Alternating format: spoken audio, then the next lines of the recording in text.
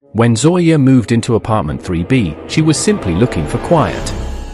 A place to study, to escape the chaos of her old neighborhood. The building was old but clean, the rent oddly cheap, and her neighbors mostly silent. Only one thing stood out: there were no mirrors anywhere. Not in the hallways. Not in the elevator. And, strangest of all, not in her apartment. She thought it was just the building's outdated style. But the moment she tried to hang her own mirror, a simple oval one she'd brought from home, it fell. Crashed. Shattered, even though she had just nailed it securely. Confused, she bought a second one. This time, she taped it to the wall.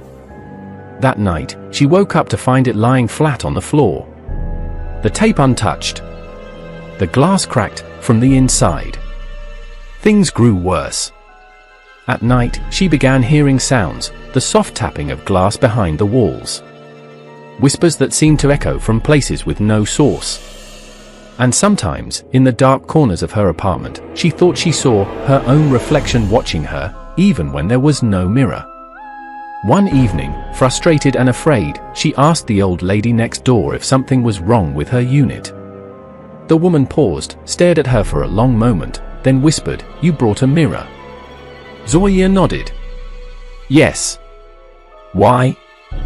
The woman took a shaky breath. 3B is cursed, she said. 30 years ago, a girl lived there. She was obsessed with mirrors. Spent hours talking to her reflection. She believed it answered her. Then, one day, she didn't show up to school. Or work.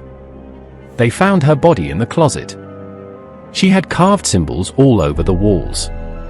And shattered mirrors were everywhere, but no blood. Just her body, like her soul had been pulled into the glass. Zoya laughed nervously. That's just a story. But that night, she dreamed of the girl. Pale. Eyes black like glass. Standing on the other side of the cracked mirror, smiling. Whispering. "You brought me back." Zoya woke up screaming.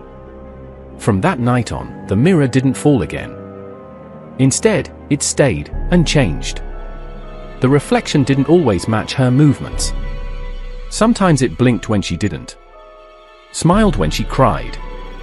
And once, just once, she swore she saw someone else standing behind her in the reflection. But when she turned around, there was nothing. Eventually, she couldn't take it anymore. She moved out. But the next tenant brought a mirror too.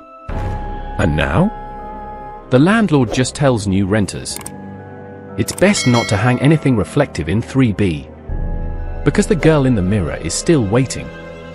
To trade places with someone who looks just right.